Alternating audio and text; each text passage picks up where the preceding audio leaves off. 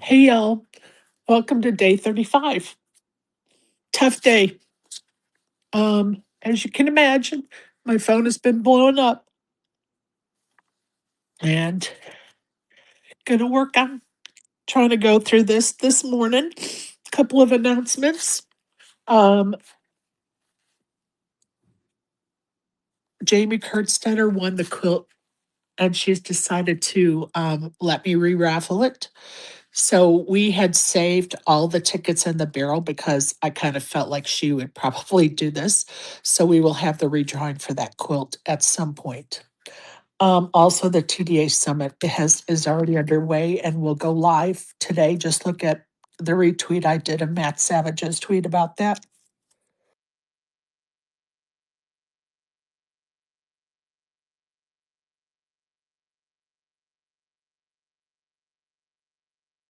Being tired doesn't help the emotions, does it? But we lost a good friend. Hey, Barry. Hey, ASG. Go ahead, you guys. Hey, Joey.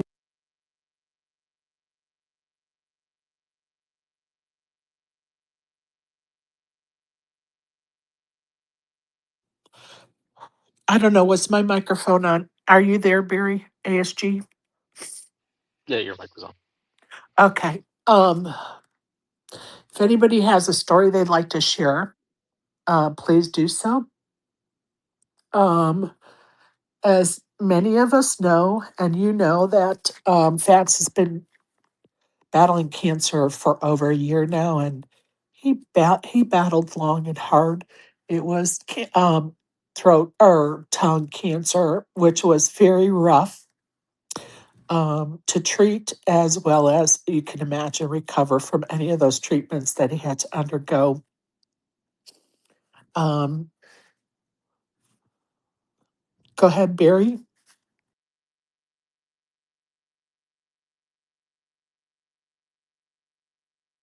Barry may be in a place he can't talk. Anybody else? Hey, Isaac. Good morning. Good morning. Damn, I'm just finding out myself. Well, no use in being sad about it. Rest well, Fats. Gamble hard up in heaven, brother. We're gonna miss you. That's wild. Yeah, I hadn't heard from him. I sent him messages every so often to check up on him, and and a reply could be an hour away, it could be a day away, or it could be a month away. You know, I didn't make anything of it, and because he was so sick, right? And so whenever I got the response, I got the response. But the last two messages, I did not get a response, and I was like, man, he must be really having a hard time because eventually he gets back to you, and he just didn't get back to me. And Spanky made the announcement on his Twitter this morning, I don't know, hour or so ago, but of course I was sleeping. But anyway, um, he fought a long, hard battle for sure. And, hopefully he is at peace for sure. For sure. Hopefully, the pain is over and, he's in a great place now. But, AS, yeah, go ahead. no, just, yeah, hard news to wake up to. For sure. ASG, what are you up to this morning, buddy? I'm trying to figure out even what to say. Just working. Yeah, loved his sense of humor. Uh, yeah, he was a good guy. Not, yeah, I don't have a specific story in mind. Well, I can think of I can think of the what do you call it? The fantasy football. I want to say it was the first year, so 2000, yeah, it had to be 2023. Um they were doing a football pool here in Spaces, and without going into a long, lengthy thing, it somehow somebody was doing one and then more people wanted to do it. So then Fats was going to be like the owner of a team or a yeah, team or pool. I can't remember who the other person was. And oh, wasn't it the scammer Richie? Wasn't he gonna I think that's what it was. Richie was going to have a pool, and he asked Fats if he would um, collect the money for the pool or something. I can't remember but I'm going to tell you the whole thing like blew up, and there was everybody was upset, and then we went into the poker league, and he was going to be the poker league commission, and people revolted. So he ended up not being the commissioner, and Doiky was the commissioner. And oh my God. When you think back about how silly that stuff was, but yet it's so funny to think about because he would get, as my father in law would say, puffed up. Fats would get upset about something, he would get puffed up. And, but yet he was a man of reason. Like you could talk to him if you pleaded your case, like he may not agree with what your case was, but he certainly would come to an understanding about the situation and the whole thing with the league that Doink ended up being I don't even know if he ended up being the commissioner. I want to say he did, but anyway, it was quite hilarious if you think about it now, for sure.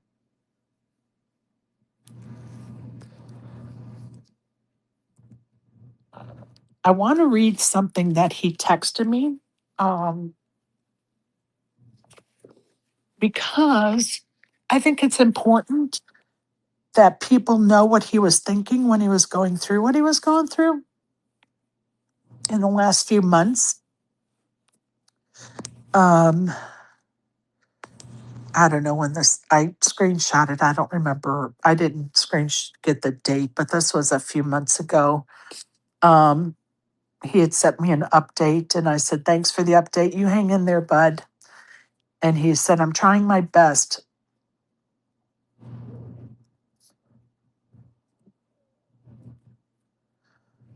for a life that was."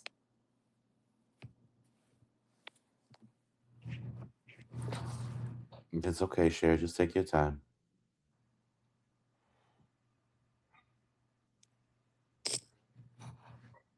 I thought this would help, but not so sure. Nah, probably tough right now. Well, my man has just become today's news on X. There have been enough posts that he got onto trending. I don't know. Part of me tells me he would like that. Oh, yeah, for sure. Here, I'm gonna screenshot Okay. it. I'm gonna screenshot it. I'm going to try to make it through it. You guys, yeah, if you could screenshot that into the chat, that'd be amazing. I got you. Because he would enjoy knowing that for sure. Yeah, here, I got him.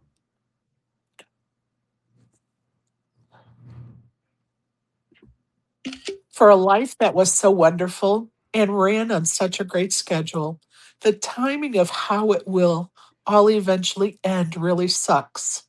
I always figured I'd drop from a heart attack or in a car accident. Never imagined a prolonged debilitating sickness. Frustrating.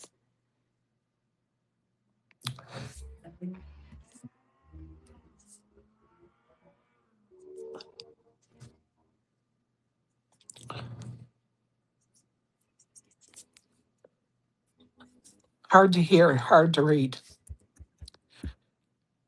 Hard to read.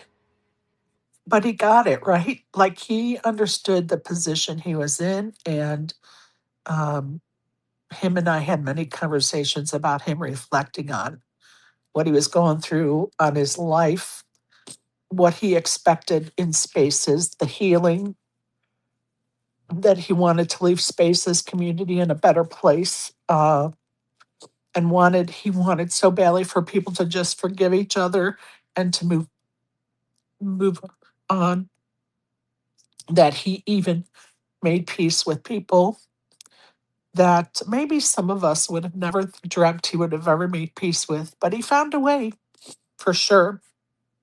And um, I am going to read one more because I think it's important for us to all hear his words. Let me find it, you guys. And this is only part of something that he asked me to help him write because he was finding it very hard to find the words. And also, I knew that it was something that he wanted me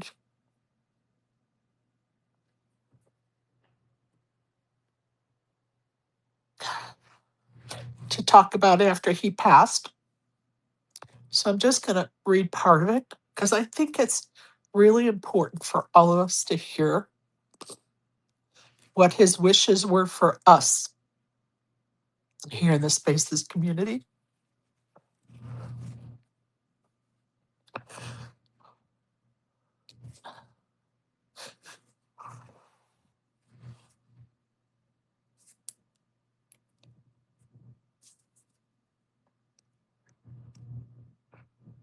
My hope is that mended fence, he was talking about, let me just backtrack. He was talking about a fence that he already had mended with somebody or was mending at this time. And like what we were working on this writing was to help with that process for him.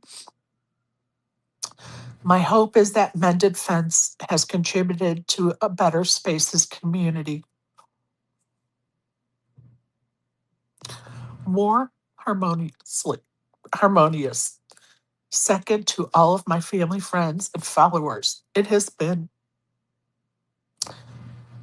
has brought me great joy to hang out with you in spaces and or on social media. You have enriched my life on so many levels, and I hope I've done the same for you. Please know you have touched my life, and I hope I've done the same for you. Thank you, love, Fats.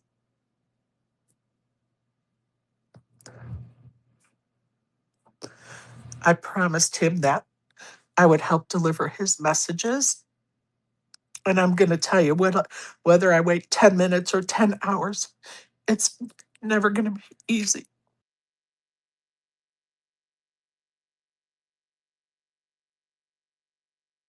Go ahead, Isaac. I posted it in the comments.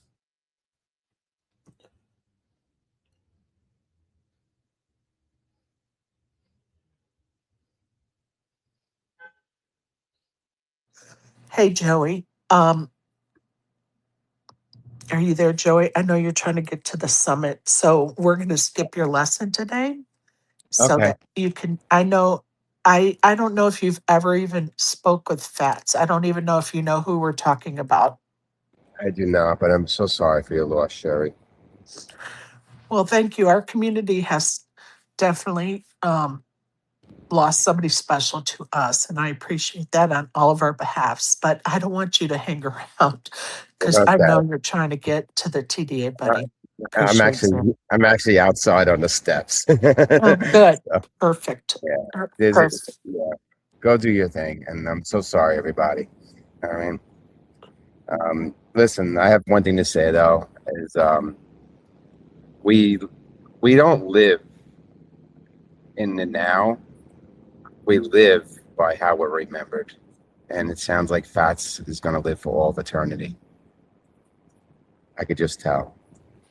So I'm so sorry. And your seat is here if you can make it. If not, we'll take notes for you, okay? I appreciate that. I don't know what I'm doing yet. Thank you. Appreciate You that. got it. Okay.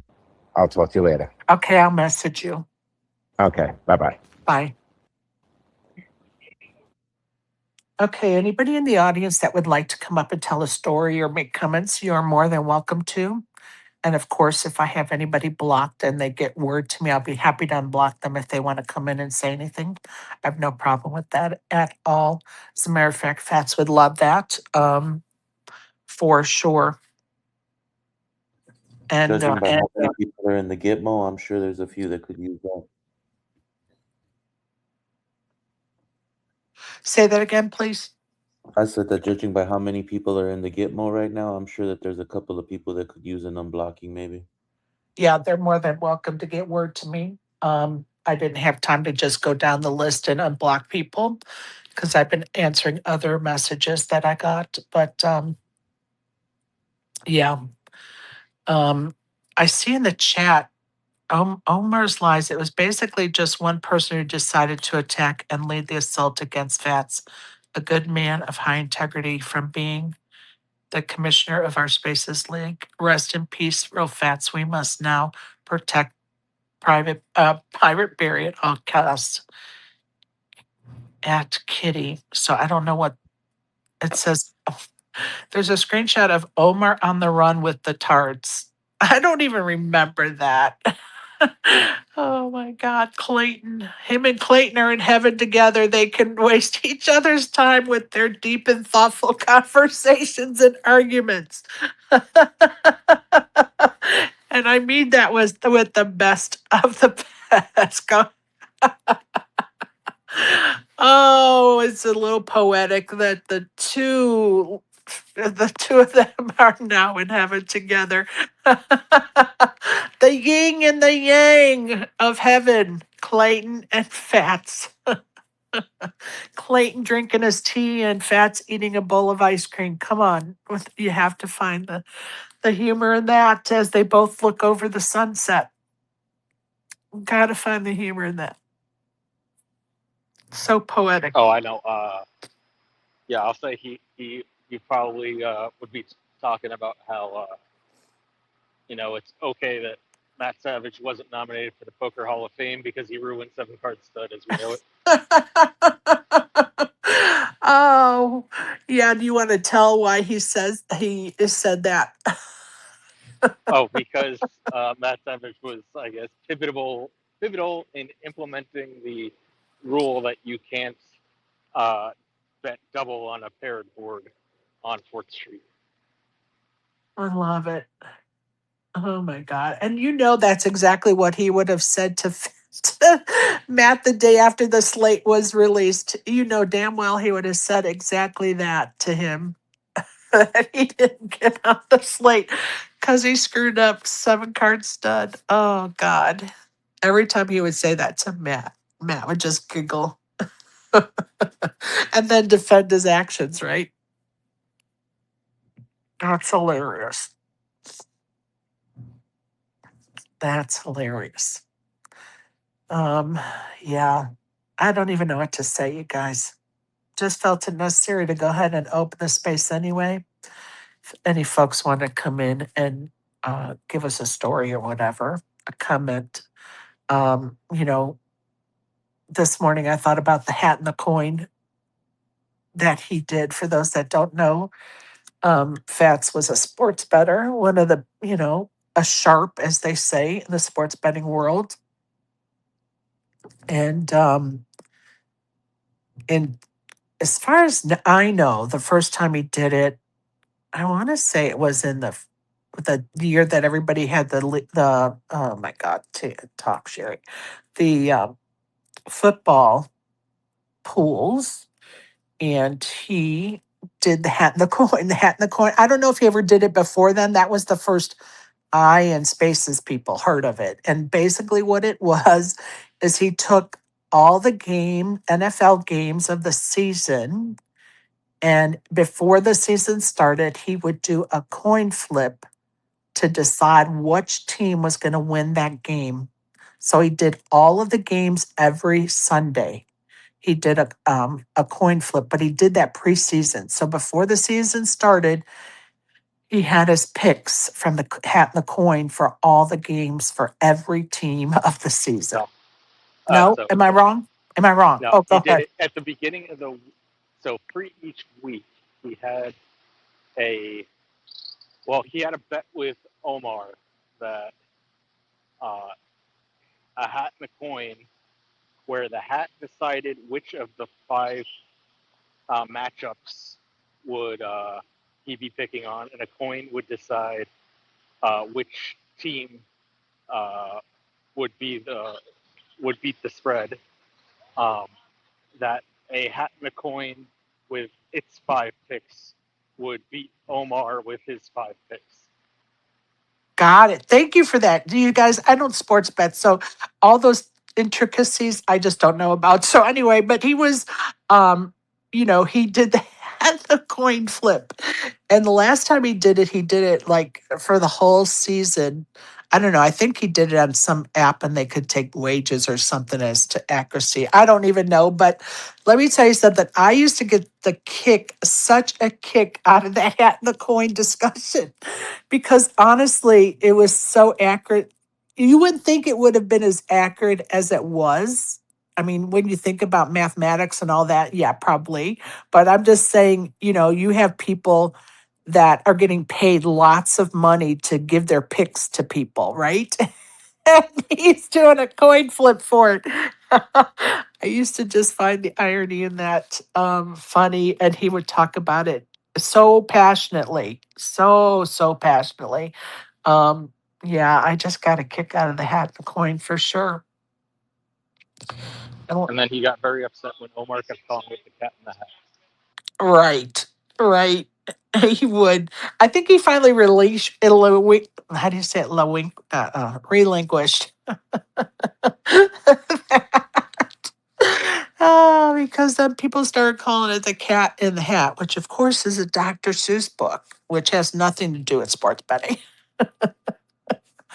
Oh my God, too funny, too funny, and And then occasionally he created a hat in the coin Twitter alternate account, which would come up yes, on Spaces and say, "Oh yeah, he's not fast. He's the hat in the coin." yeah, with a very little disguised voice. Oh, too funny.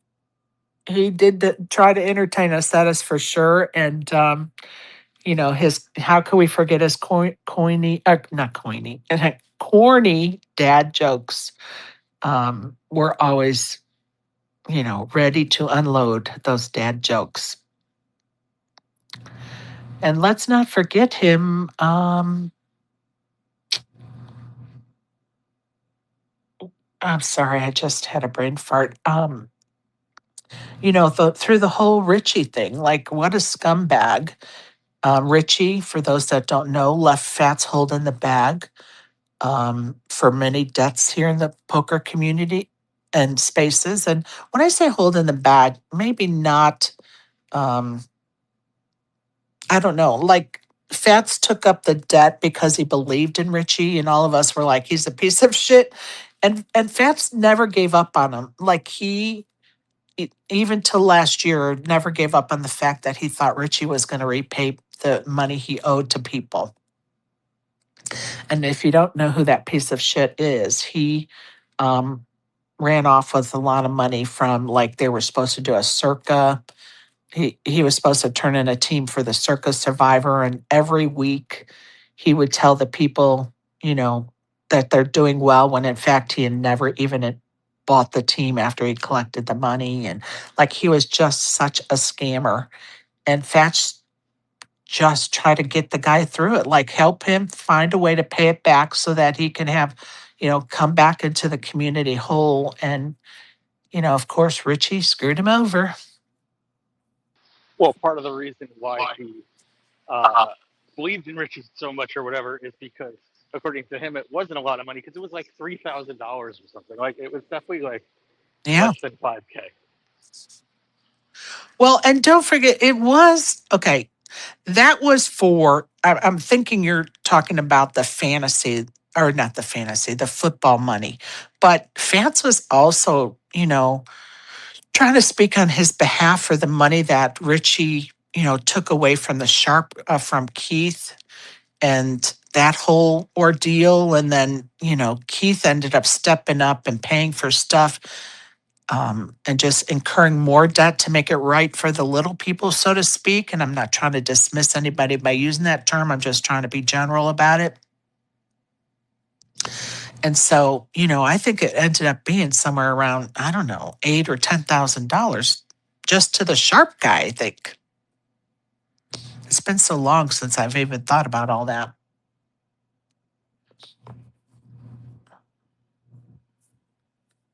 Oh, it looks like ASG's having technical issues. I'm sure he's going to go out and come back in. Barry, are you there, buddy? He may be on the train this morning.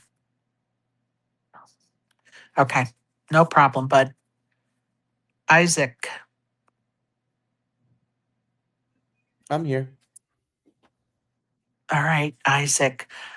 Do you even remember the first time you heard Fats or Oh yeah, were involved absolutely, I with do. Fats in a space? Okay, tell us about it. The first time I ever heard Fats was because of Kenna. It was Oh, Kenna yeah. that introduced me to Fats actually. When Kenna was doing his heartfelt spaces, and it was really dope because Kenna great at um just giving flowers to people, and he broke down everything Fats had done, and then Fats kind of gave his story, and just Fats is a funny fucking dude, man. I love the sense of humor. Me He had too. like Oh, super fucking sense of humor, like, and what I loved about him too is just how he would take pictures while he was running around doing things in betting, and I saw after that, I started to learn a lot more about who he was because I didn't know how much he had done. I didn't know how big he was in gambling. I didn't know how like effective of a gambler he was. Like right. Fats was really that fucking dude. He really was. Yeah, And he really was. I still don't know if people realize that. Like he's and being inducted at the ceremony in August into the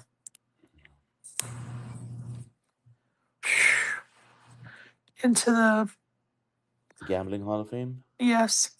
Yeah, go ahead. No, don't worry. If I can compete the system, Oh, I do. I appreciate that. An honor. Yeah, a well-deserved Very, honor. very, yes. And he was already working on a speech, which if I know him, he probably finished it. And it's waiting for someone else to read if I know him. But anyway, he was very excited and thrilled that he got the nod and was going to be inducted because he really has his name is etched in stone in the sports betting world, and I don't know if people really know that or get that or not, but just research him and you'll find out. I also did, and I'll try to repost it later if I remember. I interviewed him 2 years ago, and I'll try to get that posted for my YouTube channel. If somebody wants to go get it off my YouTube channel and put it in the chat, I'd appreciate it.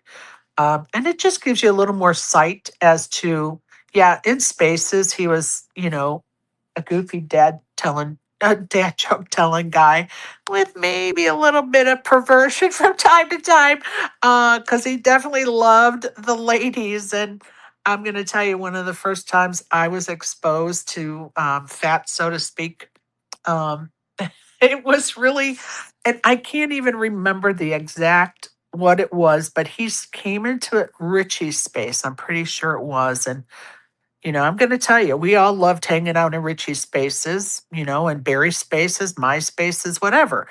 We did. We had a really, fun community. And Fat Sets came in there and was talking about, I can't remember if it was a group of women or woman, but he said something that I was like, oh, hell no, he can't be saying that. Like, I was so offended by what he said. And honestly, till today, I could not even, tell you word for word or even the whole gist of what it was. But I messaged Richie right away and I was like, look, this guy's got to like stop talking about women. And it's so, I don't remember even if it was nasty or disgusting or whatever it was. I just was so offended by his words. And Richie's like, I know, he can't be saying that stuff in public. I'm like, yeah, exactly that. And we had kind of a good laugh about it. But I don't even know what Richie ended up telling Fats that I said. But yeah, that was my first. And nobody's surprised by that, right? Not at all. I posted the link up in the Jumbotron. Oh, thank you so much. I'm trying to find, somebody has requested that I unblock, and I'm trying to find how the hell am I doing? It's been so long. Say that again, please. Hey, Fats, how are you? Oh, Good. I'm trying to I get. don't know. We might get. Oh man, I wasn't ready for that right now. Well, if you want to let it play for just a few minutes, that's fine. You could hear it when I let it play right now? Yeah. Oh, okay. Yeah. Interesting. Preempted on viewership from the nomadic fallout. Well, and the good thing is, I'm trying to get, excuse me for a minute, I'm trying to get Brian up here. The whole thing is we record this space so that people can also enjoy it in the future. And so, we always hope people will join us just because we enjoy the company as well as any comments or questions. So, but it is what it is, right? Yeah, no big. That doesn't matter. It's always good to have a recorded space to go back to listen to. Right. And so let me give you a proper introduction. Our guest is not only in the sports gambling world, but has been a part of the poker world for decades. Originally from Pennsylvania, he currently resides in Michigan with his lovely wife. Fats has a Hendon mob of over 260,000, with his best live cash over 61K for his third place finish in the $1,500 7-card Razz tournament in 2006. Our guest is a board member of the Sports Gambling Hall of Fame, and Fats has 11 WSOP cashes for over 172,000. Very impressive, and the list could go on and on, believe me. So welcome. I was hoping you weren't going to stop. That was sounding really good. It is good stuff, and hopefully you'll just clue us in and tell us more. So welcome to the show, and your nickname is The Real Fats, so welcome. Well, it's a pleasure to be here, Sherry. We're glad you joined us, and I'm going to start out with, tell us one of your favorite poker memories. One of my favorite poker memories. Oh wow, you're coming right out of the gate with the guns blazing here. Series like rapid fire here. Favorite poker memories. Well, I don't know if it's necessarily my favorite, but it's a story I enjoy telling, and it's about a guy who he goes around like down at the World Series, and he's like, oh, stake me in this and stake me in that, and he never really wins, and he owes people money, but I always entertain him. So he comes to me one day down at the World Series, and he says, look, the dailies that they're doing every day, the 225 daily, has been getting so many people. His first prize is over 30,000. It's definitely going to be over 30,000 today. He says it's a really great value. You should put me in. And I said, 30,000? First place is going to be over 30,000. All I got to give you is $225. You're going to go in that tournament, and first place is going to be over 30,000 for a $225 buy-in. He says, that's right. I said, wow, that's a pretty good value. I said, I'll tell you what, I'll make you this deal. I'll give you the $225. You enter the tournament. If you win first place, you can keep the whole 30,000. If you finish anywhere other than first, I get the money. Wow. Then all of a sudden he didn't want to do the tournament anymore. Such That doesn't.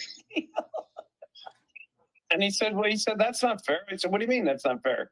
You came over to me and you said, wanted me to put you in because first place was over 30,000.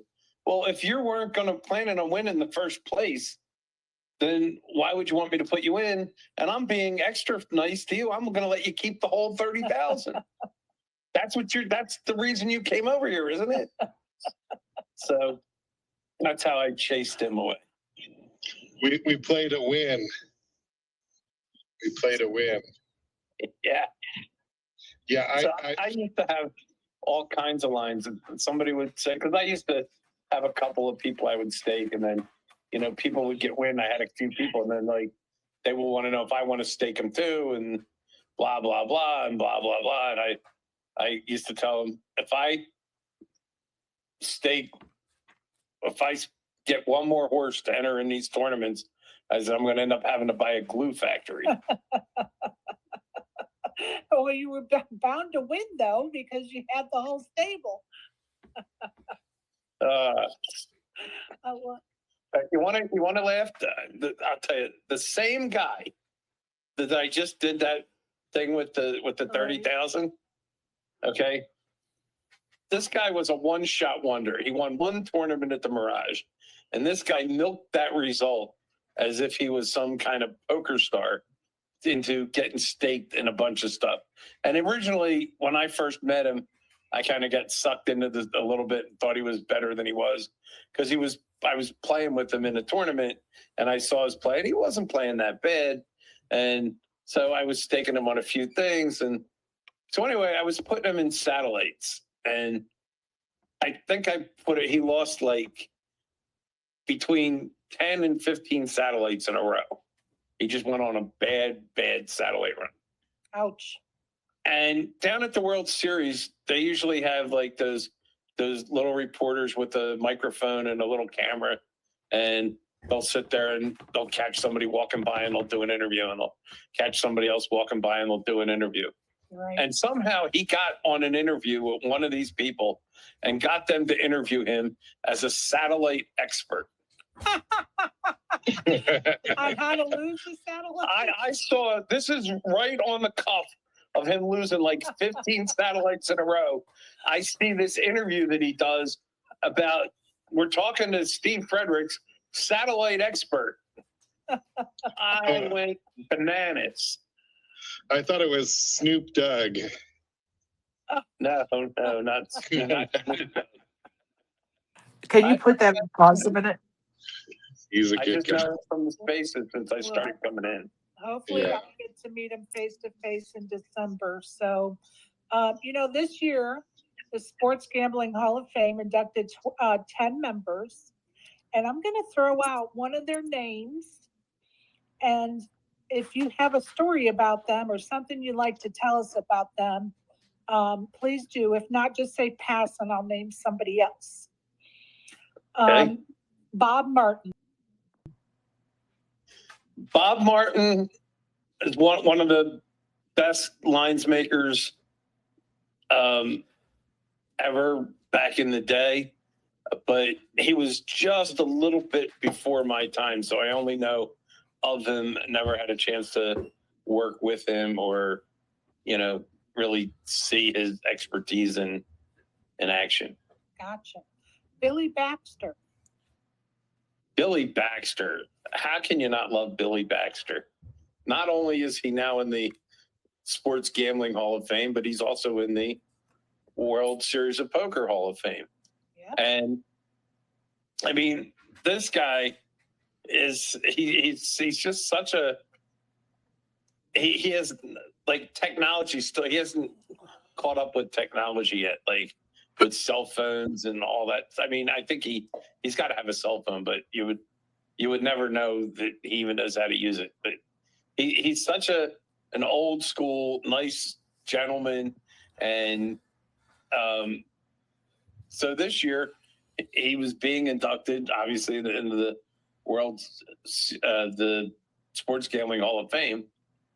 And he, down at the World Series of Poker this year, he finished in second place out of like 8,100 and change in the seniors event. Almost got his 8th series of poker bracelet at his age, which I don't even know. And then when it came time to get inducted into the Hall of Fame for the grand opening of the Hall of Fame, the thing that they opened it in the kiosk or down at right in the sports book. Right. He was late. He got lost. He says he didn't even know where he was downtown. He didn't know how to find surfing. Oh my goodness. I think Billy's quite the character. Lovely, lovely, lovely person. Great to talk to. He's got good story, and he's seen it all. Go ahead, Brian. Oh, actually, I was thinking about somebody else. The first year, and I can't think of his name, but my first year playing the World Series, there was a pot, and I can't think of who it was. Anyway, there was a pot that got all messed up, and he, like, in the middle of the tournament, stands up and starts straightening out the pot for everybody. Can't remember who that was. I have to think about who that was. But anyway, I was thinking about somebody else, so I apologize for that. Oh, that's But yeah. So did you want to go through some more? No, go ahead. I'll go back to it. We'll just go back to it. Go ahead, bud. I just had some questions Isaac, if you can pause that for a minute, thank you. We'll get back to that recording, I think, as the time goes on, but I want to give folks that are coming in and out a chance to speak if they want to. So if you're in the audience and you want to come up and say something, tell us a story, make a comment, whatever, just request that microphone button in the bottom left corner. Hey, Donna, go ahead. Hey, Sheriff. Thank you for having me up. You are most welcome. The one thing that I do remember is the thing that me and you had going when you was at the mug in Vegas and there was me, Hex and Fats, and I said I was in Vegas and Fats got so pissed with me and so did Hex. I still remember that to this day, and it was the funniest fucking thing ever. I mean, you were in on it. You were playing it blind. You played a blind dog. It But was so funny. he was so angry. I have never heard him so angry in my life.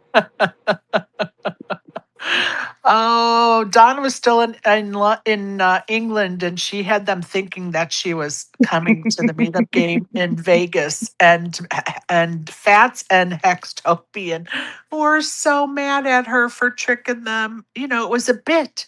It was just a bit. Come on, it's a bit. Yeah, because I said I was going down London. I was meeting something, and X said, "Oh, you're meeting?" I says, "I'm going past yours." I says, I'm on my way to Heathrow." And that's when he says, "Oh, I'm on my way to Vegas." They were so mad. They were so mad at that. We listened to Yeah, that for weeks after that. yeah, it was hilarious. But I'd never heard him so mad in my life.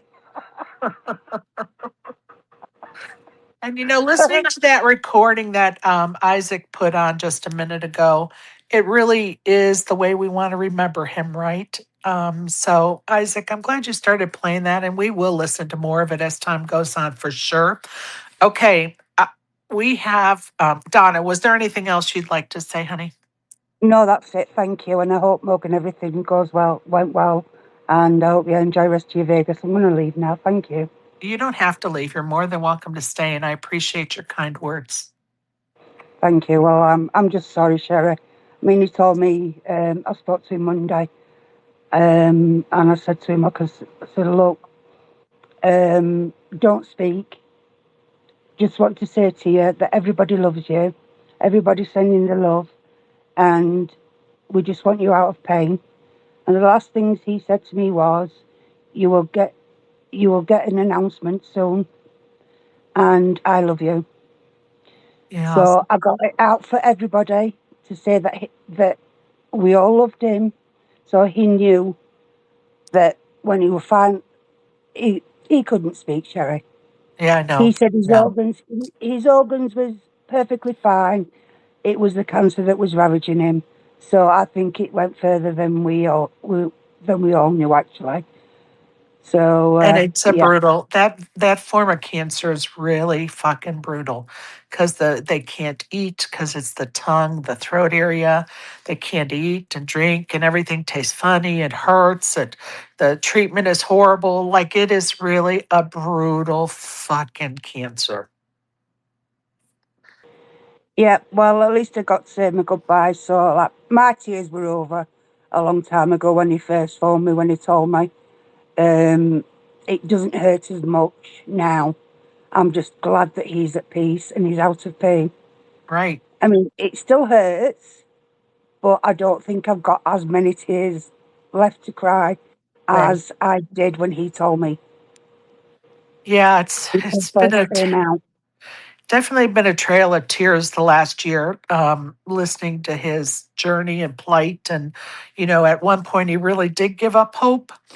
And then he, came back around and thought, okay, maybe there is still some hope. And he clung to that, which is, you have to somehow cling to it, stay positive. Because one of the, things about treatment when you're so sick is the attitude and your mindset, right? And he did come back out of that. And it was because he was, they threw him a curveball and a blow as far as treatment and whatever. And he really did give up at one point. But he did come back around and say he was going to fight. And he did. He continued the fight. And, we sent him some ice cream so he could enjoy some ice cream. And, honestly, I can't believe some people that were so ignorant and rude about us sending him ice cream that were contributing. No, you dumb fucks. The man couldn't eat, and ice cream is cold and helps with the swelling, and it tastes good. I mean, honestly, you're going to begrudge the man of something he loves? Yeah, that's why I went after him. You know I were his hitter. I'll always hit for fats. I always will, Right, even now. That's why I went after Library and everybody else. I'll still fucking hit for fats. I told him his safe word with God. right, right. Absolutely. Yeah. I mean, people just couldn't wrap their minds around the ice cream. Some people, of course, people that had half a brain got it. But Him and his ice cream, it was fucking legendary. right, He loved his ice cream, for fuck's absolutely. sake. And bringing him joy by sending him something he enjoys, let alone it's cold, so it's going to help with the swelling. And it was one of the very few things he could actually eat. So, and it's high in calories. The man's starving to death. He can't eat. I mean, think Yep. about it, people. Fucking think about it. Use your brains. Like, oh, people just ruin everything. I swear to God, they ruin everything. Oh, they think they can fucking ruin it, not while I'm alive. That's why started calling him Fat Boy Slim, because he lost a lot of weight. But that's my joke with him. Right? That's my joke with him, so. Yeah, he fought hard for sure. He fought hard. Well, thanks anyway, Sherry. I'm going to dip. I've got stuff to do. All right. So You're thank you very welcome. much. Speak You're to you welcome. soon. Bye. Bye. Again, if you want to come up and make comments or questions or whatever, tell a story, you're more than welcome to do so. Just request that button in the bottom left corner. Isaac, if you'd like to turn that recording on for a few more minutes, we'll listen. For sure. Let me get it. Sports gambling and how that works. Like my friends, they're all geniuses and they all think they're going to beat the lines maker and that kind of thing. And I've just always had this thought, like, these guys spend their lives like doing the math and running the numbers, and certainly with AI and all of the analytics that are available today, like it's got to be pretty hard to beat. Can you talk a little bit about, just in general, like the process of professional sports gambling and what that's like as compared to like my buddies who bet football games on the weekend? It's kind of like poker. You want to always get it in with the best hand, and sports betting, you could relate that to beating the closing line. So if the game closes 7 and you laid 6, that's good. Or if the game closes 7 and you took +8, that's good. So, and I did an experiment through Twitter last year just to demonstrate. It's called closing line value. And what I did was, using a random number generator, I selected 20 games every Saturday for college football. And then I assigned to those 20 games 1 point better than whatever the closing line was at Circa Sports. And then I figured out how they did, which normally would be 50-50. But every time that extra point made a difference, that could change a game from, a tie to a win versus a loss, or a win and a push or something like that. So, right. And the whole point was that if you just picking it random, as long as you're beating the closing line by a point, you should make money. And if you did the records without the extra point, you would have gotten juiced out. But with those extra points, enough games landed on the number that extra point made the difference between winning and losing. Interesting. So in a nutshell, that's the key, is beating the closing line. Now, how you beat the closing line, it's a matter of having good information early, betting early, knowing people who really know what they're doing, and working with them so that when they're betting, you're betting, and then by the time the game starts, you're sitting in a good position. So when they set these lines, forgive me if this is a dumb question, but when they set these lines, some of it has to do with their interpretation of the analytics, but then some of it has to do with how many people are buying one side or another, right?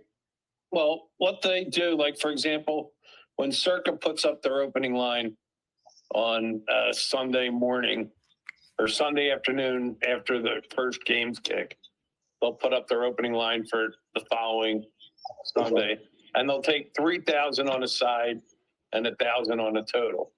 And when they take a bet, they'll move the line like 2 points. They'll move it aggressively. Now, if somebody comes back and bets the other side, they'll move it back a point. But if somebody bets the same side again, they'll move it another 2 points until everybody stops betting. And then whatever the line settles in, that's where it pretty much settles in. And then that doesn't mean there's not going to be more action during the week, but it'll settle in. And as the week goes on, then they'll raise their limits to 5,000, 10,000, 20,000, maybe 50,000, and sometimes on some games as much as 100,000. But they try to get the line to a point where they think they're going to have equal action on both sides before they put the big limit up. The big one. I didn't know that. That's interesting. Sorry, it wasn't a poker question. No, I think we're going to have a cross between both subjects, and it's a good thing, Brian. I want you to talk to us. I know you do a whole thing with a coin and the hat. Can you explain to our audience how you came up with that and what that is about? Okay. The way the coin and the hat came up was I was in a space, and we were talking about the Circa Millions contest. And I made the comment that how hard it is to win that contest because you have to pick the 5 games every week, and it's not easy to pick 5 games against the NFL spread every week. Plus, you have to have your picks in on Saturday. You don't necessarily have the benefit of any late information that might come out Saturday night or Sunday morning because your picks are already locked in. And I said, if I took all the games each week and stuck them in a hat and then pulled 5 games out and then flipped the coin to see which side I was going to take, I would probably do just as good in the contest as I would picking them myself, or than pretty much anybody. Now, pardon me for saying this name, but Nomadic AP says, no way, I could beat the hat and the coin. So I said, okay, how much? And we started a wager with, he would give me his picks each week, and then I would draw the hat and the coin picks, and we would post it. And after 4 weeks, the hat and the coin which was far above expectations, but was like 14, 5, and 1. and and Nomadic was like, he was like 8, 11, and 1 or something like that. So he was like 6 games behind the hat and the coin. And then he quit the contest because he surrendered to the hat and the coin. And so since then, to replace him, I've taken my own 2 actual circa contests, and I pitted them against the hat and the coin for the rest of the season. And the hat and the coin had its first bad week last week. It went 2 and 3. So the hat and the coin is now 16, 8, and 1. That's incredible. I don't even know how many people could say that they're 16, 8, and 1 because I don't know enough about it. But that was enough, I think, to be tied for 243rd in the contest. That's amazing.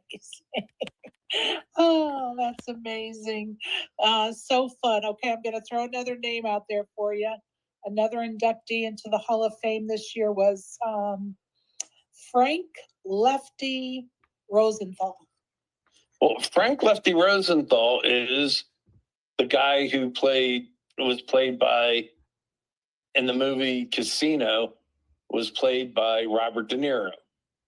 And he was a bookmaker, but he had good information. He knew how to make the odds. And so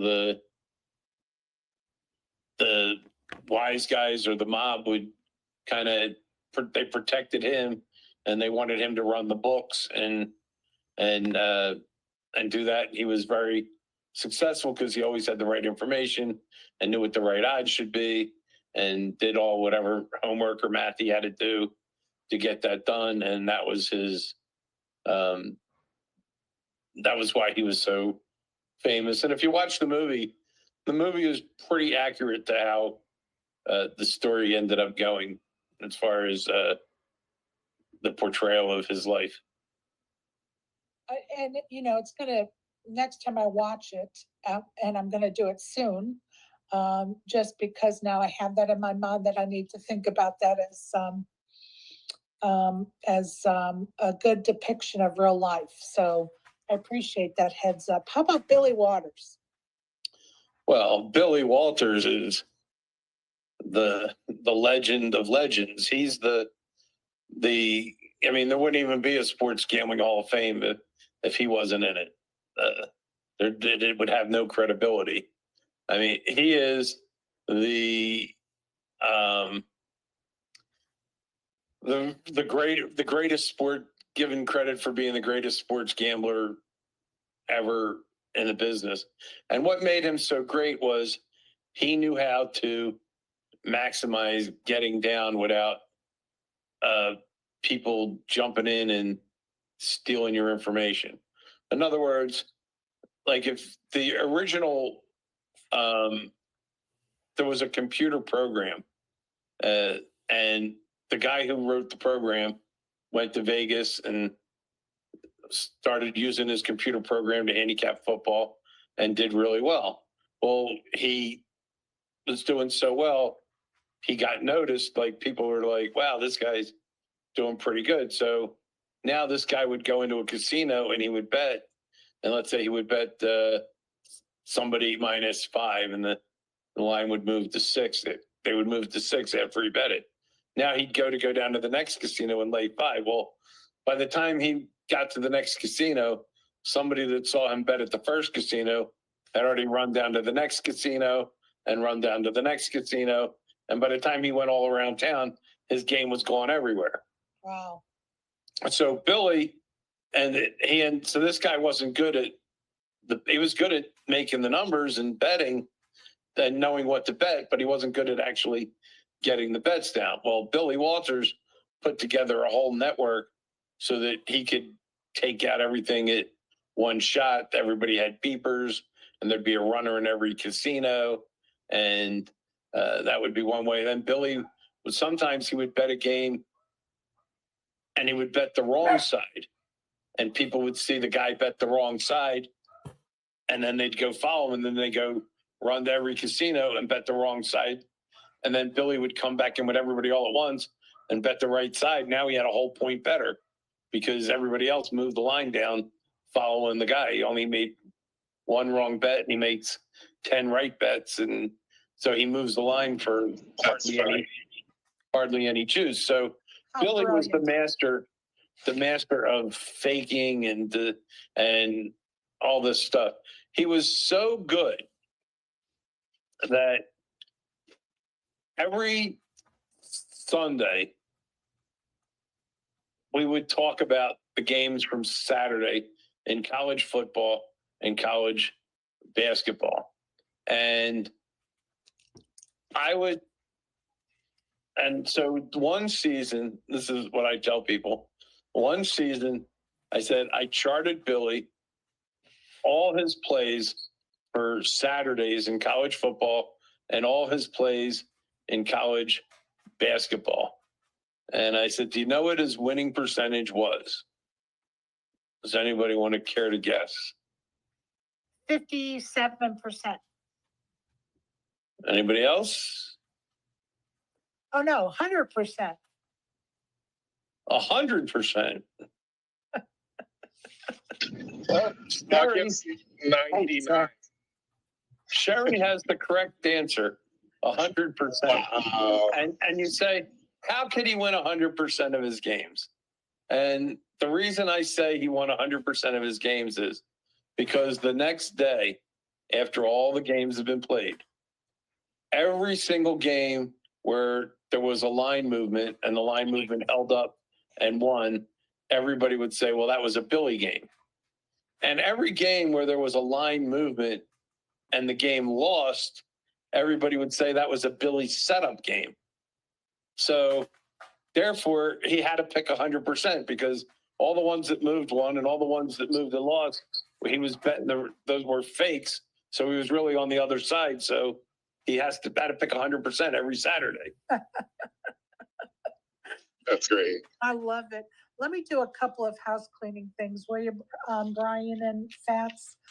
First of all, a word about our sponsor, Elevator Results, whose purpose is to provide a service to help people reach their desired fitness goals, whether it be to gain weight, to lose weight, or to improve your sports performance. Elevator Results can help you reach your goals. I also want to give out, I see Brad Nesser here. He has a Twitch stream on Sunday at 1 p.m. Pacific time. He'll be streaming his Player of the Year tournament and a qualifier. That's Sunday at 1 p.m. Pacific time. And if you haven't tuned into that, it's really pretty cool. I know, we've heard him a lot of times talk about the DJs and stuff like that. He usually has a live DJ. I don't know if this weekend is that, but man, the way he does it is really pretty cool. It's very entertaining. Yeah, it's very entertaining. And I love to tune in and mess around with those guys for a little bit on Sundays when I have time. Okay, real facts. Tell us, not too many years ago, there was, a bust in the world of gambling, as sports bettors. And unfortunately, you were part of that bust. Can you tell us a little bit about that? Sure. I was on wiretaps talking to to Spanky, who was the main target of that bust. And they pretty much, anybody that he was talking to, they had a whole network. They arrested about 25 people around the country and scooped them up. And they arrested us all as fugitives of New York, which is ridiculous because I hadn't been to New York in years. But I got arrested as a fugitive of New York because I spoke with Spanky on the phone. Unbelievable. And so anyway, well, what that meant was when we were in jail, they took us down to jail. Like their intention was to extradite us to New York, which would be like a whole month process. And so, and what city were you in at the time? Las Vegas. I was in Las Vegas. Okay. And what ended up happening was the first couple guys, Vegas guys who had big lawyers, made a deal with the court and said, look, we'll post bail here in Vegas and guarantee we'll show up in New York whatever time we have to show up in New York, and then we'll show up and post bail in New York. So the court here went for that and didn't hold us. So, and this was a very interesting situation for me. So they wanted 150,000 bail. And so this was a Thursday. So I got the deal that for 150,000 bail, I can get out, and then I'll have to show up in New York. When I show up and post in New York, then we get the 150 back in Nevada. So I get a hold of my parents. My parents wire the $150,000 to the lawyer. And Friday morning, I find out that it's a holiday in Nevada. It's called Nevada Day. The stupid October holiday called Nevada Day. Oh. And banks are closed. So this wire that was sent yesterday by my mother isn't showing up till Monday. Oh. So a friend of mine who's one of the sharpest NFL handicappers I ever worked with, it goes by the name Tiger, who's in Philadelphia, finds out about this that morning. He goes to his bank, gets $150,000 cashier's check, sticks a guy on an airplane, and sends him out to Vegas to post my bail Friday night. That's a damn good friend. So I could be out Saturday morning instead of Monday. And I mean, I can't express how grateful I was to him for doing that. And it was really important that I'd be out by Saturday and not stuck in there till Monday, because my kicker in my fantasy football league was on bye that week, and I had to get it out so I could change my lineup. Oh, fantasy football. Never a dull moment in the fantasy football world. So anyway, so I get out, and now I have to report to New York. I report to New York. We get a rain, blah, blah, blah. No big deal. We post in New York, and then we come back, and then it's, I meet with my New York lawyer, and now it's just like we have discovery and this and that. And I wanted every single wiretap phone conversation that they had for their entire investigation. They sent me like 3,000, some discs with like 3,000 phone calls on them. Wow. And I listened to all of them because I want to hear what they think they were listening to. Right. And I mean, everything on the tape shows that I'm just a I'm just a better. I'm not a bookmaker. And by the way, Spanky was just a better. He wasn't a bookmaker either. So finally, as this thing's going on, I have to, one of the trips to New York, I said to my lawyer, I said, look, let's sit down with the district attorney, because they were trying to say they wanted me to be a witness for them. And I said, let's sit down and talk to these guys. So we sit down and I said, look, I'll tell you what, I'm not going to be a witness for you, a confidential informant or anything like that. I said, but if you'd like, I'll tell you everything you want to know about Spanky, and I'll be more than happy to take the stand and tell you the same thing. And because Spanky was just a better, he was a big better, but he was just a better. He wasn't a bookmaker. They didn't understand the difference.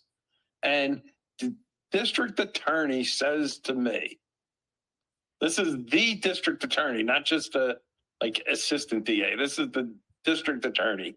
And he says to me, well, we can't put you on the stand unless we know that you understand what the truth really is. And I'm like, I'm the gambling expert here. I know what the truth is. What do you talking about? In other words, I have to fit your narrative where you don't know what you're talking about? Oh, no. So anyway, that kind of broke down. We went back and forth. I held out. I wasn't giving up. And another problem I had with them was in their initial press release, they referred to me as a bookmaker. And I wasn't making any deal with them unless they retracted that statement from their press release. So the bottom line was everybody had settled out of the case except me, Spanky, and one of Spanky's partners. And I think maybe one other guy. And I said to them, well, first of all, I'm not going to plead guilty to something that I didn't do. Right on. I can't do it. I won't say I did that if I didn't do it. And I said, and I'm going to want a letter apologizing for retracting you calling me a bookmaker in your press release. So they worked out a deal and they gave me what's called a 6th degree misdemeanor. And what I had to do was I had to allocute that at some time during the course of their entire investigation, I committed some crime unspecified. How stupid is that bullshit? Now, according to my recollection of that time period when they were doing their investigation, I do believe that I did go over the speed limit one time. Jesus, or you jaywalked, right? And that's basically what I took a plea to. And I got a letter saying that the charges have been dismissed, that they referred to me as a bookmaker. Nothing in their investigation indicated that I was ever a bookmaker, and I should be allowed to continue my professional gambling activities as they see nothing wrong with anything I was doing, blah, blah, blah, blah, blah, blah. I happened to be privy to you telling this story before, but I thought it was not only ingenious, but comical. Can you tell us about when they raided your house and where you hid some things? Yes. Thank God we had a dog that barks loud. So when they showed up at our house at like 6 a.m, there was a big bang on the door. And my wife got up and she walked into the next room and looked out the window. And she said, there's cops all over the place or whatever. We're getting raided or something like that. So now they come in and they're ready to come in. And we had a bull mastiff that had a really mean bark. He was a lovely sweetheart, but he had a really mean bark and he's barking. And she says, look, let me put the dog away. So I don't want the dog, you guys to shoot the dog or anything like that. So they held off to give her time to put the dog away, which gave me time to try to hide some money. And I had a shoebox in the bedroom with me that it had maybe, I don't know, 25, 30,000 in cash, but it had a ton of sports betting tickets from the whole week. Cause this was like Wednesday and we'd already bet Monday, Tuesday, Wednesday. So pretty much most of the bankroll was bet in active tickets. So it wasn't that big, but it was, it's still worth a lot of money. And then I had a few $1,000 chips. And then I had some sportsbook futures that were, like 1,000 to win 100,000 on the Redskins to win the Super Bowl. That was the year RG3 was a rookie and they were doing really well. So those things I left in the shoebox, a couple thousand in chips and those tickets and a little bit of cash. And I took the rest and I said, all right, where am I going to hide this? And in the corner, in a hamper in the corner of the room, inside the hamper was a red, like, medical waste disposal bag, because I had wounds that the bandages had to constantly be changed on. And then we would throw the medical waste in there. And I'm looking at that and I'm like, I could hide it in there. Nobody's going to look in that. And I said, yeah, but then my wife's going to throw the trash out. So I can't do that. And then I said, I just lifted the bag up and put it on the ground, on the floor, under the bag. So it was in the basket, but underneath the bag. So if you didn't lift the bag out, you wouldn't see it. And that's what I did. And they never found it. I love it. And the funny thing was, when they got a receipt gave my wife a receipt for everything they took out of the house. Like, she's like, this doesn't look right. There should be more than that. And so after they left, her and my stepson, they ransacked our bedroom more than it had already been searched, trying to find out where I put the stuff. And they didn't find it either. I love it. Under the bag, people. Note to selves, people. But that would have. Isaac, if you could put it on pause, that would be great.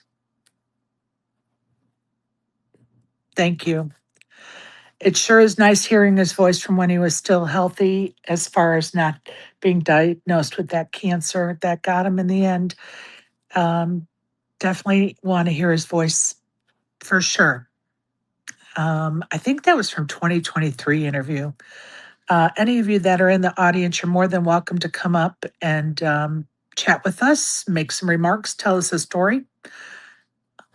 And if you don't want to, that's not a problem. I do want to reread what Fats wrote to me. Hopefully I can do it clearly. I thanked him for his update, and then he said, trying to do my best. For a life that was wonderful and ran on such a great schedule, the timing of how it will all eventually end really sucks. I always figured I'd just drop from a heart attack or in a car accident. Never imagined a prolonged debilitating sickness. Frustrating. So you can kind of get a gist of where he was, coming to grips with what was going on, and yet admitting just how frustrating the whole situation is. And, we can only imagine the anguish, right? So, anyway, I wanted to reread that maybe with a clearer throat. Isaac, are you there, buddy? Of course, I'm here. Appreciate that. It seems like so long ago that interview was.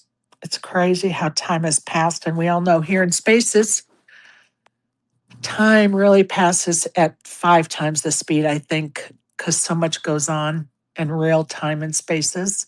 as far as when we find out stuff, right? It's weird. Yeah, it is. It is. And it's just it's the nature of things because again, like you said, so much is coming in at such a rapid speed, you know?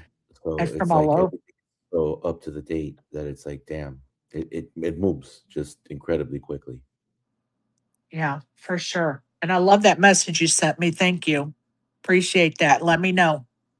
Yes, of course. Of course. But yeah, I mean, Fats was extraordinary. Like, one thing that crosses my mind a lot, and especially when he was talking about Billy Baxter, right? And everything, it's like, man, you wish all of these stories were recorded, you know? Thank Right. goodness some are, right? But you wish there's so many stories that you're not gonna hear, Right. right? There's so many, and oh man, for somebody like myself, and because I know you're the same too. Like I'm a history person, right? And Yes.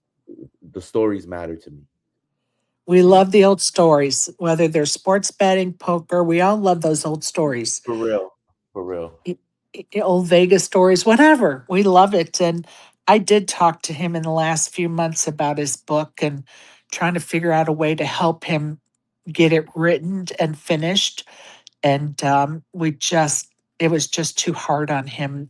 Uh, He was just dealing so much on a daily basis with his health and treatment and what they were going to do or not do, and then going in and out of the hospital because of the bleeding and blah, blah, blah, blah, blah, that we just couldn't figure out a way to, help him expedite the finishing of his book. And I don't know how far he ended up getting.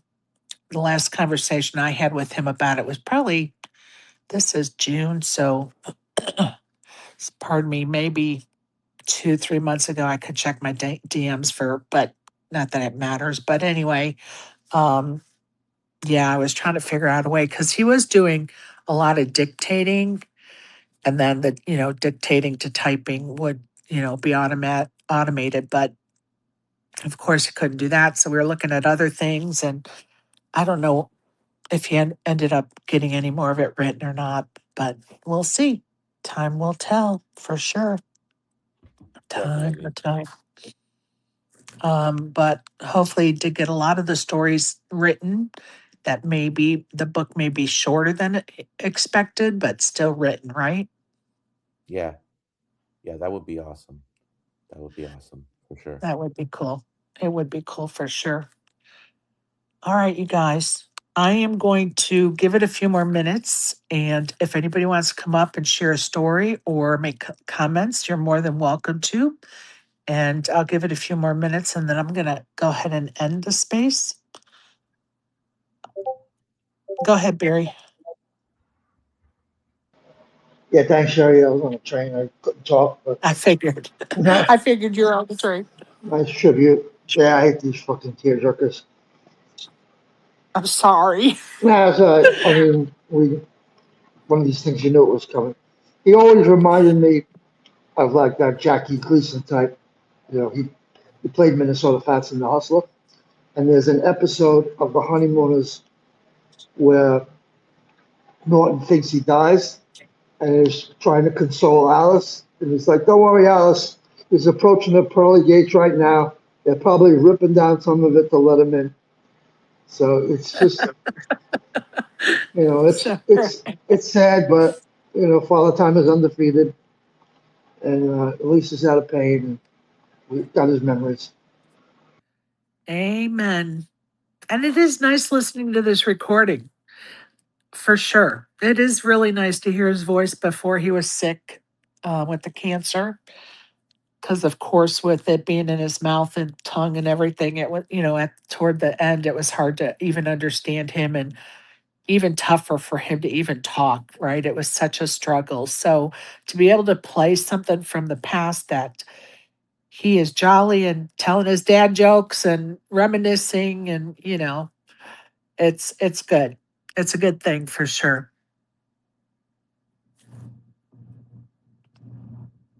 Yeah, no, nobody loved him more. He used to brag about calling customer service and just keep them on the phone for hours, trolling them.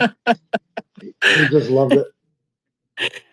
He really loved to be creative on how he was going to troll a business. And, nothing proves that more than his whole escapades with McDonald's. Oh my God. Hey, Mike, go ahead, buddy. Oh yeah, sad day. I was shocked to see it, and glad to, like kind of you said, just kind of hear his voice when he was really sharp. And I mean, people have probably heard some of the content stupid stuff I've done, but that really originated from an argument that he had with Omar. And I just thought, well, Omar just kept saying "fat piece of shit" over and over again, and I just thought, okay, this actually might be funny. And he popped up in other songs and stuff, but usually my favorite fats was the one when we do a late night space. He would just show up at like 2:30 in the morning. You could tell he'd just spoken up into whatever nonsense and however ridiculous it was to determine how well he'd stick around. So I always just left his creative exit stage right I kind love of it. methods of just like, I'm going back to bed. So like I will miss that above all else. Just that little pop in, maybe 10 minutes. I love it. I love it. Do you have anything queued up, buddy? You spilt the charcuterie tray. Do you have anything queued up, Mike, that you wanted to play? Oh, did we lose him? We may have, Goddamn X. we may have lost him. He'll be back. Barry, do you have one that he's talking about queued up, or could you? No, I don't have anything queued up. Okay. Maybe he'll come back By in the with by the it. We'll time give. by the time I get it queued up, you'll be having your next space tomorrow. Go ahead, Mike. Are you back with us? I thought I heard him for a second. I'll let him work on that if that's what he's doing. And while he's doing that, Jonathan, how you doing, pal? Oh, saddened to hear this, but I thought I'd come up and tell the story for people who haven't heard. Uh, it was a few years ago when we had that fantasy football league. Fats had one and Nomadic had one, and I think the spaces people kind of learned of Fats from Nomadic having him on his space, uh, and I don't know if that's why Fats felt like he was responsible, but I never felt like he was responsible. Nomadic, we all decided to send our money to him, and he ghosted us. And Fats paid me $1,200. That, like I said, I absolutely did not, feel like he was responsible for. And I just think that shows his integrity. I just wanted to share that. Absolutely. He took the bullet for Nomadic, which nobody ever expected him to do or wanted him necessarily to do, but he wanted the Spaces community and that football league to be right. And he took the money out of his pocket to, pay everybody what they won or whatever. And the piece of shit Nomadic got off scot-free. But I appreciate you sharing that story with us for sure, Jonathan.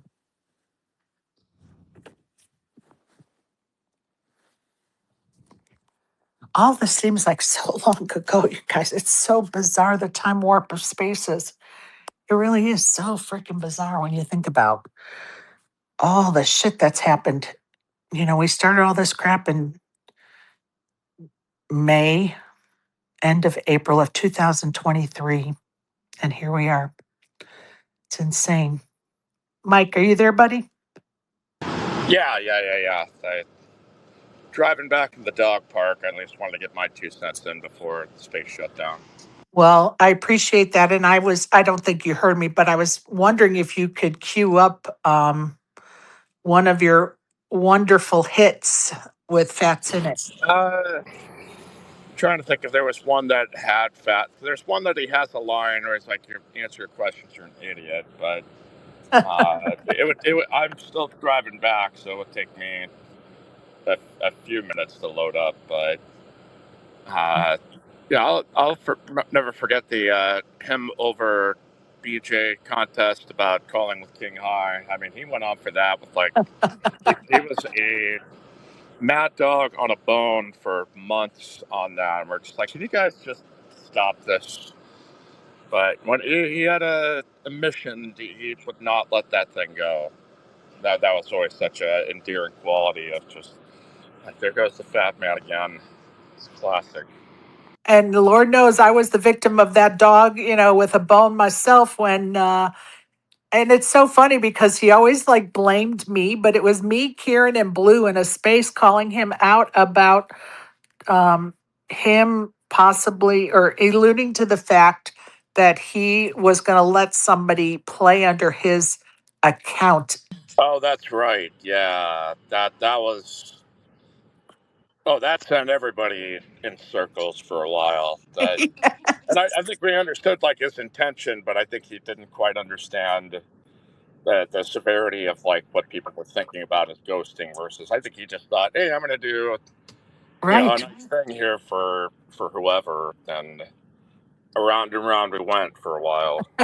And it was, salt to the wound of the conversation was the fact that he was going to be the commissioner, and you can't you can't be talking about that kind of thing if you're the person that's going to be in charge of it. Like, hello. And it's so funny because I kept catching the stray bullets, and I was not the only one. It was me, Kieran, and Blue. Yeah, always high integrity, but there was always a little backdoor potential. Like, it's like, how do we bend this just a little bit, not a lot, just a little bit. And we all know he loved to find a little bitty angle with a bet or whatever, and which would make it comical because then once the conversation unraveled, then people would be, discovering the fact that, oh, there may be a little angle he's shooting here. And then, of course, they would get riled up, which would make it so funny. Oh, Yeah, I God. still get pissed at McDonald's when they make me pull forward. Not that I go there very often, but when I do, I was like, the fat man fucking went on a cause for this exact thing. Well, and it's so funny because when him and I talked about that, I'm actually the person that will not pull up. I've never pulled up when they've asked me because one time I did, and 20 minutes later, I'm getting out of my car to go inside to ask where my food was. And I was like, okay, never again. Because you guys are playing the numbers game, because their numbers, rely on getting people out with fast service.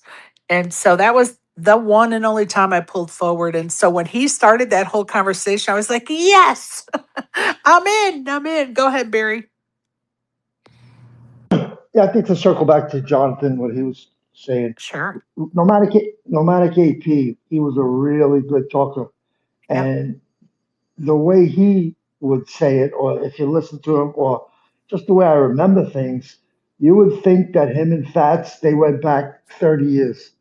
That he Fats was trying to make him his protege, and when they did that interview on Players Talk Radio with HBK, Nomadic AP, and Fats, that's how the community got introduced to Fats. So he kind of felt responsible for Richie. You know, Fats had a league and Richie had a league. And Fats says, "Well, don't worry, for my league, just send all the money to Richie." That's why he felt responsible to pay both Right. leagues. Right. His league he paid right away. The Nomadic League, once it ended, he saw Richie was a stiff. He paid that money Right. and 100%. and then and then try to wait to collect it. And he would never give up the details. Like we kept asking him, Yeah.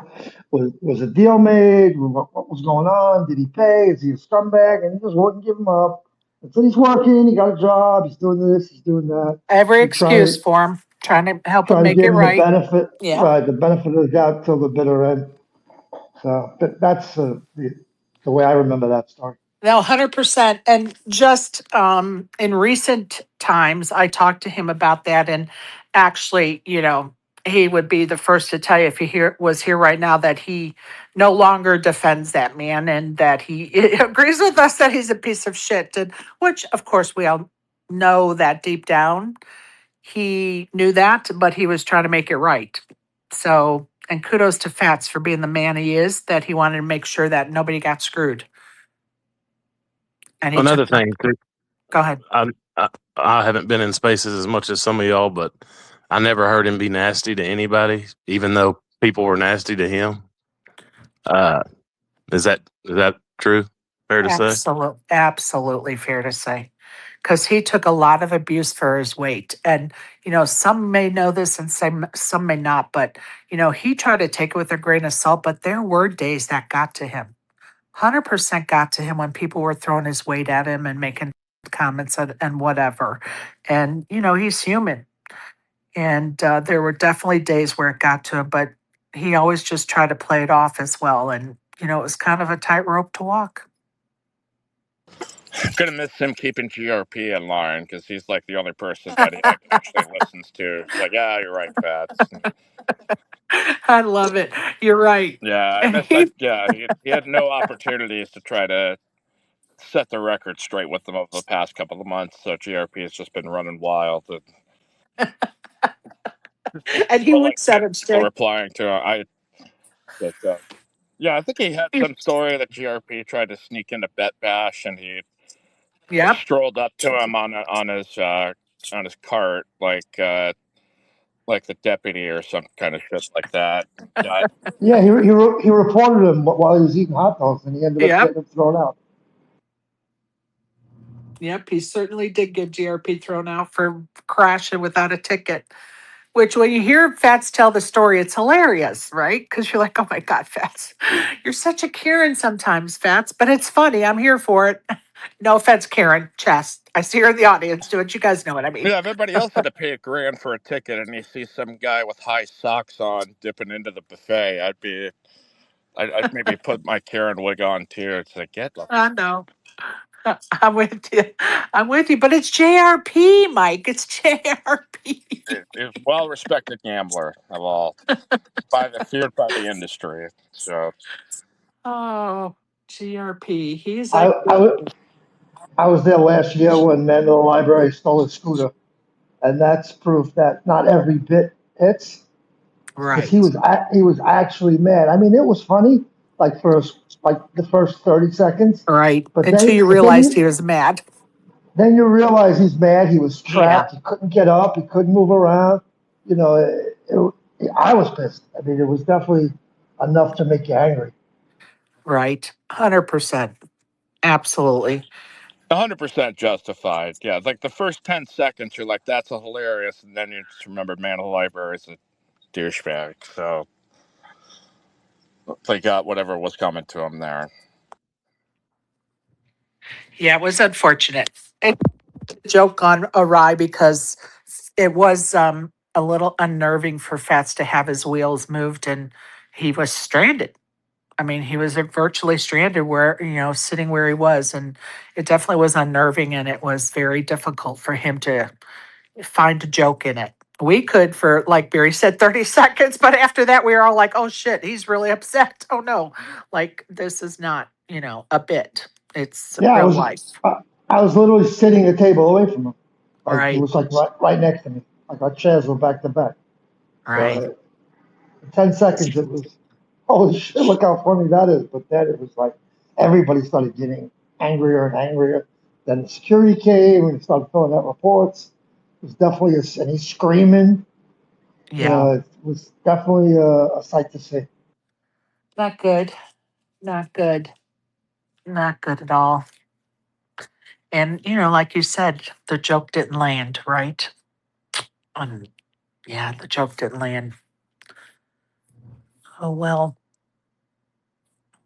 I see Billy. I see you down there. I hope you are squaring away your business, Billy, if for nothing else, in memory of Fats. And I don't know the update, and I don't want to know the update. And it's okay, buddy. It is okay.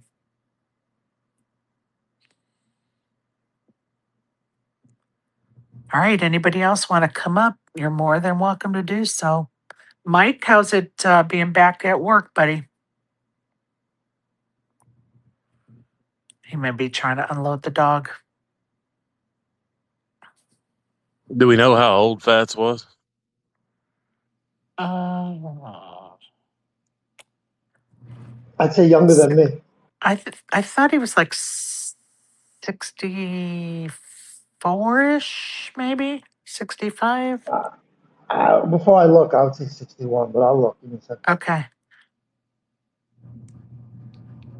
It's been I don't know. I mean, I knew at one time, but I don't know. I think I figured that out when I was interviewing. It popped up with the Google search or whatever, but yeah, I have no idea. Yeah, in his 60s is what I imagined.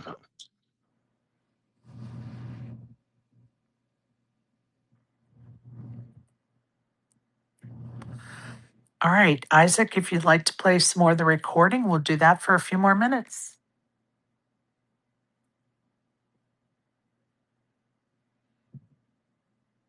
April 20th, 1965 is 61 years old. Oh, thank you, Barry, for looking that up. Appreciate you. Isaac, you there, buddy? Here you go. All right, thank Here you, you bud. go. Appreciate it. And, you know, I was doing business with Spanky, but the other four had nothing to do with Spanky. So if because of, you know, any money I might have been holding that belonged to Spanky that got confiscated, well, that's become Spanky's problem because the whole incident stemmed from him. But Right. these other people whose money I'm responsible for, they have nothing to do with Spanky. So whereas most people would say, well, you know, the government came in, that's not my problem. You know, I was like, no, that's not your problem. That's my problem because I was doing something with Spanky and had your money in harm's way. So I felt I was still responsible to make good to all these people. So of the money, because they still took money out of sports betting accounts and stuff like that I had. So they still took a chunk of money. And but if they would have taken this, it would have bankrupted me to a point where I never would have been able to work out to make sure everybody got paid back in full. Right. Which so after I got out and got what I had left, I was able to take care of everybody like between 85 to 90% of what was owed to them, between 80 and let's say between 80 and 85%. And then over a little bit of time, I paid off the rest as I went forward. Good for you. Good for you. I just enjoyed that story about where the money was hid. I thought that's like search and seizure 101. You look under the bag in the trash can. So well, and I think your decoy of what you left in plain view just threw them off the scent, right? Well, that helped. Plus, my stepson down the hall was holding 60,000, and he had it sitting in his sock drawer, and they found that, and they figured, well, then once they found that, I think they said, all right, well, that's got to be everything then, and so right. I think they got lazy. Right. Tell us about. I mentioned earlier that you're on the Sports Gambling Hall of Fame board. Tell us about the Bet Bash that you guys produce. Well, Bet Bash is what happened was after COVID, Spanky had this idea, and he said, because he was becoming big on Twitter, and he was starting to trend a little bit on Twitter, and he was known, you know, he was known as the successful sports bettor that he is. And so he said, let's have a big party. Whoever wants to come. And he rented some bar in Jersey somewhere, and he called it Bet Bash. And it was just a one night deal. And he had hors d'oeuvres and stuff like that. Maybe an open bar and charged maybe like $70 a head or something. And no, I didn't go to that because it was too far. I really wanted to go, but I didn't go. Right. Because the travel was too much for me. And he got like 200 people come out to it, and the people came out and they met, and basically it was like a networking thing where like maybe you're doing you bet have a certain niche that you bet, maybe you're good at betting golf and you meet another guy who does golf, or right. Maybe you do tennis and this guy does golf, and now you can kind of swap and share your information. Now you can be betting both things. So it became it was a real popular event. People got to meet each other and exchange ideas and learn from, and everybody was like real friendly. The sharp of the sharps were there, and then the casual people that wanted to learn, or just your average casual bettors were there and trying to learn or gain knowledge they could get from the sharp bettors. And he said, you know what, we got to do this again. I was trying to say, why don't you do it like for a couple days, like a weekend in Chicago or something, because I knew I could get to Chicago. And then he got the idea to do it in Vegas down at the Circa. And I was like, all right, you do it in Vegas. I'll make the trip. I'll find a way to make the trip back to Vegas. And so he did it in Vegas. He ran Bet Bash 2. And then Bet Bash 2, he had,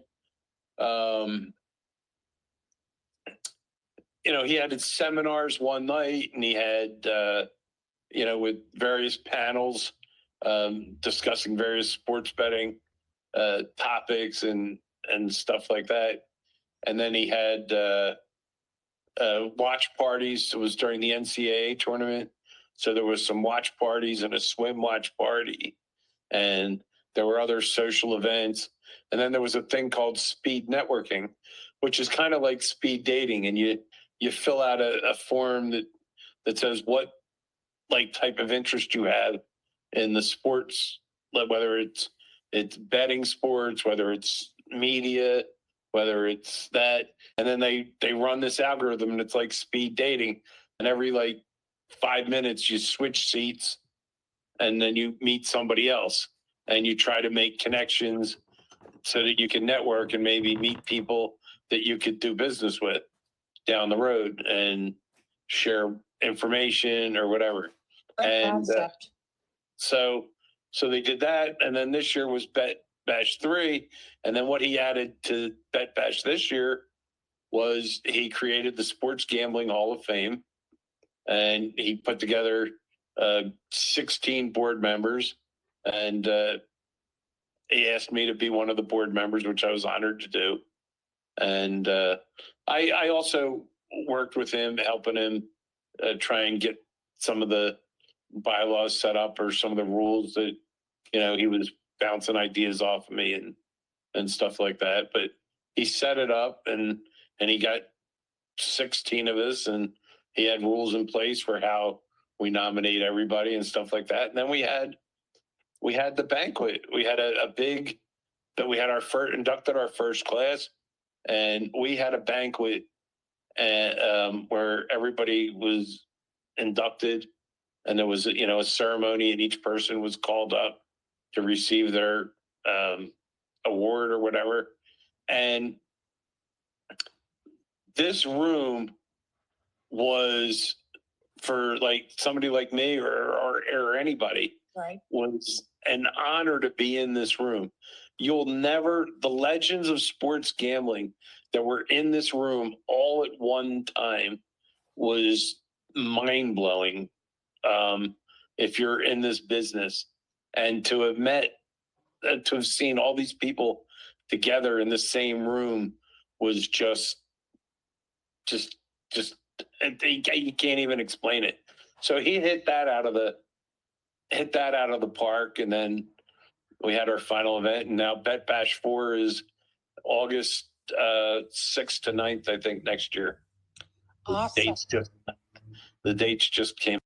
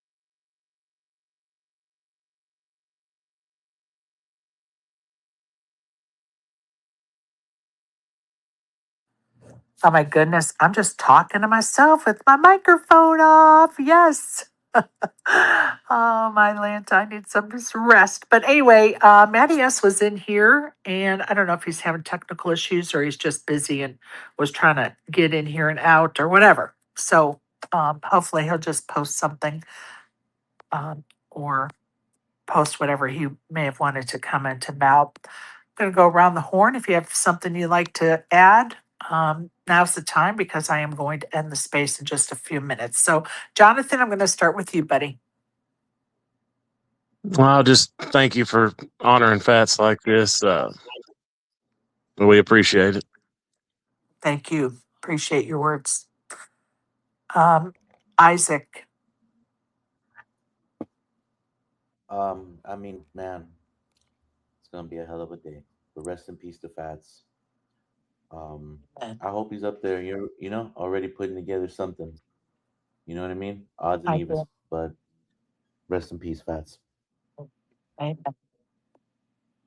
Amen. Go ahead, Vegas. Horse pulls. Good morning. It's been a pretty tough day here. I got notified by Spanky very early this morning that we'd lost him. Um, as much pain as he was in there towards the end, I think we're probably lucky that he went ahead and passed. Right. I think he's much better off now than constantly in the pain and the bleeding that he was under. I'm not going to say I'm not going to miss him every day because I am, but I'm glad for him, and I'm so honored that he got to go into the to talk to him being in the Hall of Fame before he passed. I think that's something that we should do before the legends pass is to get them in there. Right. And I think putting people in there after they'd passed just doesn't quite ring true for me. So I am so glad for Fats. Probably nobody I've ever met that deserved to be in the Hall of Fame more than him. The number of people that I know personally that he spent unbelievable amounts of time with trying to help them. It's just amazing how giving of a person he was. And Sherry, I don't want to take up your whole space because I could probably talk for multiple hours. I learned that also from Fats. But just want to say I love the guy. I think he's better now where he's at than the pain he was in. But Sherry, I also want to thank you for running this space. I got a feeling there's going to be a lot of spaces for Fats. I would not be surprised to see multiple even today. So thank you for letting me talk. Thank you for letting me honor Fats. And it's going to be a tough day. 100%. And thank you for the kind words. And you're right. There will definitely be other spaces today, tomorrow, next week, honoring Fats' memory and the impact that he had here in spaces, the sports betting world, the poker world, and just the world in general. So appreciate those kind words for sure. Barry, anything, last comments or questions or whatever?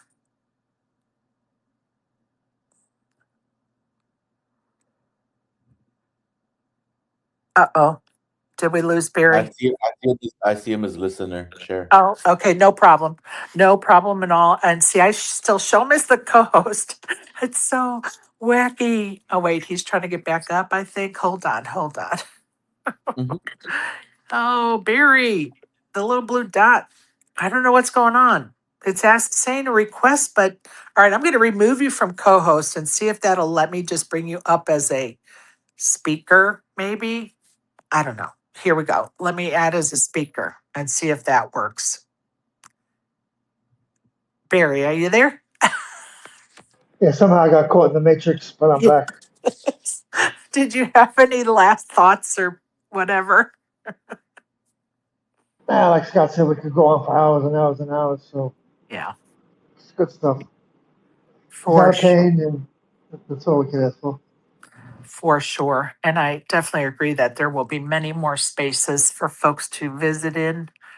Um, and yeah, and I pray for his family. And I'm just going to read what I wrote this morning, uh, which I think just sums it up for me anyway. Hopefully, I'll get through it.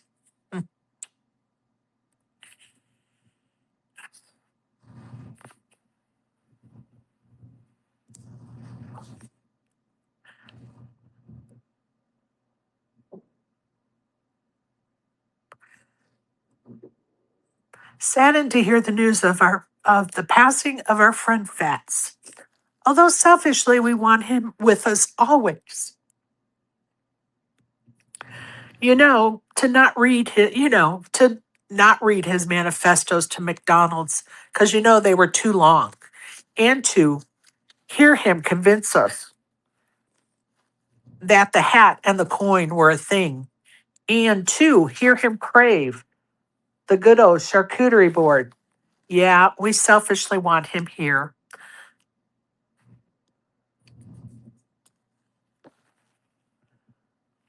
But God's plan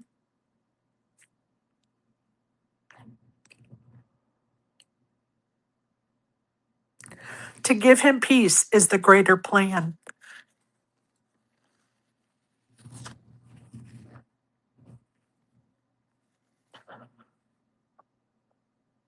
So, my friend, you suffer no more. Enjoy those bowls of ice cream safely tucked under God's wing. Rest in peace, love and blessings, Peaches.